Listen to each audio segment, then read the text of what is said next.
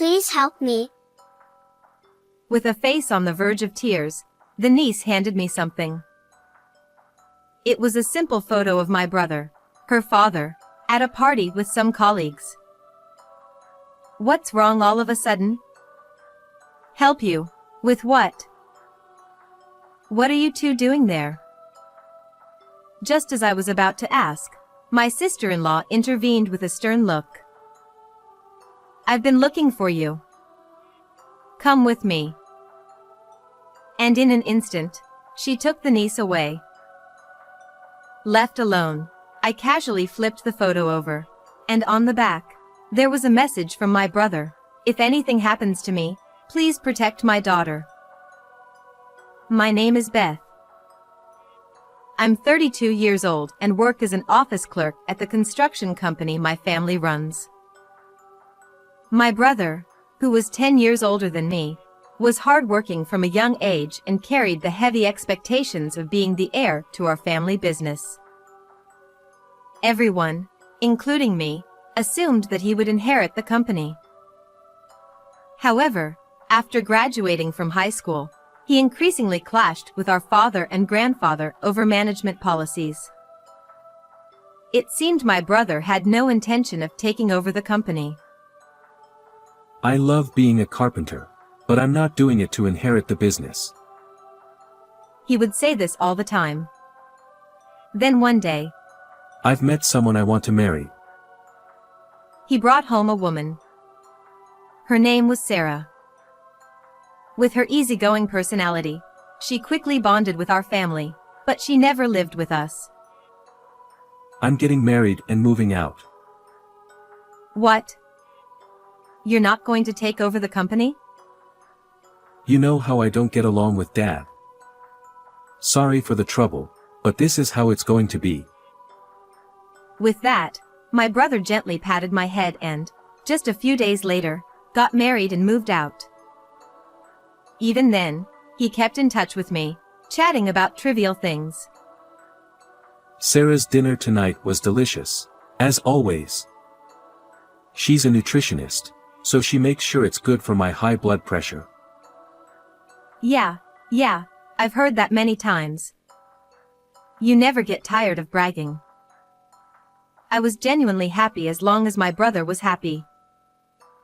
A few years after they got married, my niece Summer was born. From then on, I would occasionally meet with my brother and his wife. They seemed very happy, and their daughter grew up loved by both of them. When the niece turned 10, talks of mending our family's relationship with my brother began. If we could laugh together as a family again, nothing would make me happier. But that wish was never granted. One day, while I was working as usual, my sister-in-law called me, which was unusual. Normally, I would hear from my brother, not her. Puzzled, I answered the phone immediately. Hello, Sarah? Oh, Beth. What's going on? It's rare for you to call. Listen calmly. Your brother, he fell from a scaffold while working and was taken to the hospital. It seems he slipped because of the rain. The news was so sudden. It felt like time had stopped, and my mind went blank. I quickly called my parents, who were also at work, and we rushed to the hospital in the pouring rain. When we entered the hospital room, led by a nurse, there was my brother, his skin pale. Seeing him like that made the phone call's content suddenly feel real, and I collapsed to the floor. Brother. The voice that escaped me was so faint, it surprised even me, and the overwhelming sadness only grew stronger. Next to the bed, my sister-in-law cried loudly, not caring who was watching, like the heroine of a tragedy. Her intense sobbing made my tears dry up, and I just stared at her. But for some reason, her behavior seemed off. And next to her, the niece, with a pale face, trembled as if scared, without shedding a tear. Are you okay?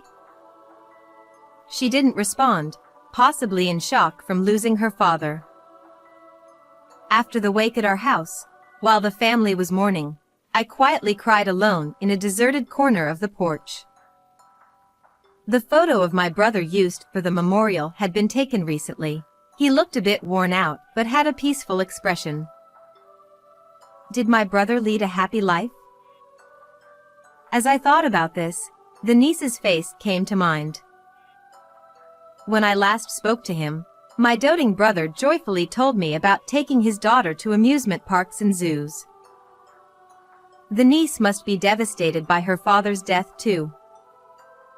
Thinking about her feelings, tears welled up again, but then a familiar voice called out to me. Aunt. There she was, with tears brimming in her eyes. Summer? Oh, what's wrong? I wiped my tears and asked, trying to stay calm. Aunt, help me. I'm going to be killed too. What? I couldn't quite catch her words, and as I tried to ask again, she bit her lip and handed me something. Daddy told me to give this to Aunt Beth if anything happened to him. From your dad? It was a brown envelope. It looked a bit worn, as she had been holding on to it for some time. Just then. What are you doing? Startled by the cold voice behind me, I turned around to see my sister-in-law with a stern expression. I've been looking for you. Come here. Mom. Grabbing her daughter's arm, my sister-in-law quickly walked away before I could stop her. She had always been friendly and kind, but now, she seemed like a different person. It's right after her husband died, so maybe it's natural. But the niece also seemed a bit strange. Left alone, I opened the envelope and found a simple photo inside. It looked like it was taken at a party. My brother was smiling with a few colleagues. I instinctively turned the photo over. There, in my brother's slightly angular handwriting, was a message. If anything happens to me, please protect my daughter. I widened my eyes, too shocked to speak. I think the niece was asking for help. Could it be related to this photo? I called a friend of mine who's a police officer and arranged to meet the next day. Normally, the funeral would be held the day after the wake, but since the crematorium was unavailable due to a friend's funeral, there was a one-day gap. That extra day allowed us to uncover the truth behind my brother's death. The next morning, when I arrived at the meeting place, he was already there, waiting for me. Sorry for calling you out of the blue. It's fine, I'm off duty today. So, what's going on? Well, I explained everything that had happened, and he listened intently. From a police perspective, there's not enough evidence for us to act on this. I see. Sorry, I can't be of more help. But if anything happens, feel free to reach out. Thanks. Just talking to you helped me clear my mind. Even after parting ways with him, I kept thinking about the meaning behind the photo my niece gave me. But no matter how many times I looked at it, the meaning of the photo and my brother's message remained a mystery. How can I find more clues? This message alone doesn't tell me enough. If I could ask the niece directly, I might learn more, but I had a feeling my sister-in-law would interfere again. Just then, an idea struck me. If I look through my brother's belongings, I might find some clues. Unable to wait any longer, I headed to my sister-in-law's house. Sorry to bother you at such a busy time. I was worried about you and Summer. Thanks for coming. She is in her room, but let's leave her alone for now. She's feeling down after losing her father." As she spoke, my sister-in-law invited me into the living room. She had always kept the house spotless, but today it felt strangely barren. "Huh? There's nothing of my brothers here. And the family photos that were here before are gone too." I looked around, but there was no sign that my brother had ever lived there.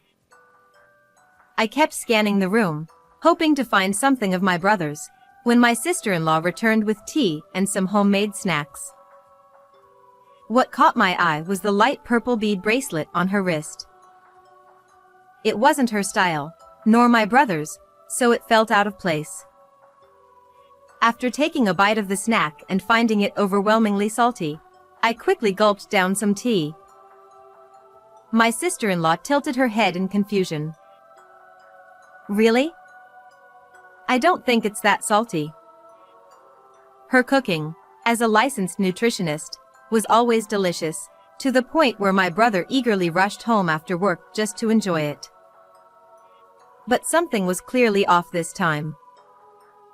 Could she have been feeding such salty food to my brother, who had high blood pressure? Since arriving at my sister-in-law's house, an uneasy feeling had been growing inside me. Suddenly, I began to worry about Summer. I want to talk to Summer. She's in her room, right? Just as I stood up to head toward Summer's room, my sister-in-law intervened. "No, you can't see her." "What? Why not?" "I'm sorry, but you need to leave. We're busy preparing for the funeral." She grabbed my wrist, forcibly pushing me out into the hallway and then out of the house. As I stood there, pondering my next move, Summer appeared at a second-floor window. She placed a finger to her lips, signaling for silence, and tossed something down to me. It was a small key, wrapped in a cute notepad paper. The note read, "This is the key to the storage room. After you use it, hide it under the flower pot so it won't be found." I silently gave Summer a thumbs up, and she nodded before quietly closing the window. I snuck around to the backyard, and using the key Summer gave me, I unlocked the storage room. Inside, I found a large collection of my brother's belongings. Among them, I discovered a diary. My brother had always been diligent about documenting his daily life, even back when he lived with us. This is. As I read the diary, I found content that was hard to believe. He wrote about how the seasoning in their meals had become increasingly strong. Even when he pointed it out, his wife, the nutritionist, would dismiss his concerns, telling him to trust her expertise. He also mentioned that his health had been deteriorating recently. The diary also revealed the meaning behind the photo my brother had left behind. This is unforgivable. The next day, a large crowd gathered for my brother's funeral, including family members and his work colleagues. When my sister-in-law took the microphone to give a speech as the bereaved wife, I stood up and interrupted her. "There's something I need everyone to hear." "Beth? What are you doing?" Ignoring her surprised reaction, I stepped forward in front of the family. My brother's death, it wasn't an accident. The room buzzed with murmurs, and my sister-in-law's expression turned grim. "What are you saying?" He slipped and fell from the scaffolding while working. I showed everyone my brother's diary. Everything is written here. My sister-in-law, who normally cooks so well, began making dishes with much stronger seasoning. My brother's health started to decline, and despite his high blood pressure, he was being fed salty snacks and soup daily, with no option to leave anything uneaten. Isn't that strange, Sarah? I don't know anything about that. I was always careful with his meals. I glanced at her, fully prepared for her to deny everything, and then pulled out another piece of evidence. This is the photo my brother left for me. At first, I didn't understand its significance. But yesterday, when I visited your house, I realized the truth. Someone in this photo is wearing a light purple bead bracelet, identical to the one you were wearing, Sarah. As I pointed to the person in the photo, all eyes turned toward them. Max, you and Sarah were having an affair, weren't you? My brother trusted you more than anyone else as his colleague. So why would you do this?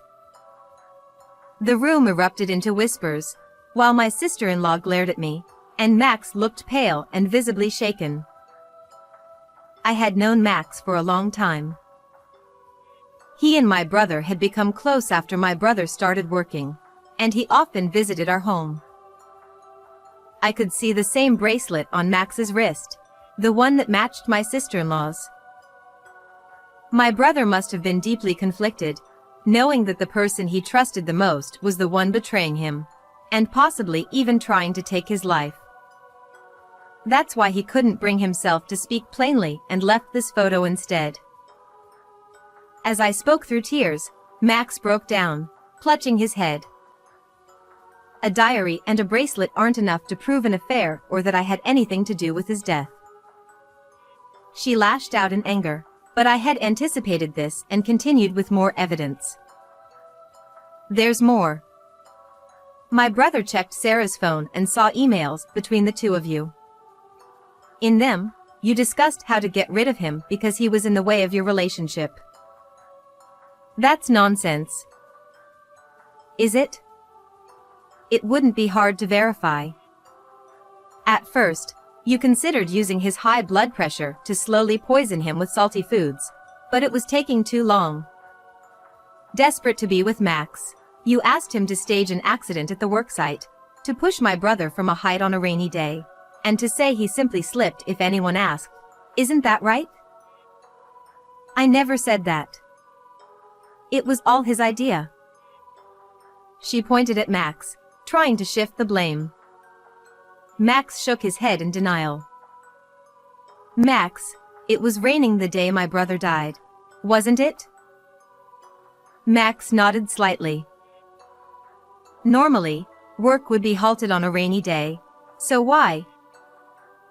It was just a drizzle, and the deadline was close, so she said we should go ahead. I thought it was an opportunity.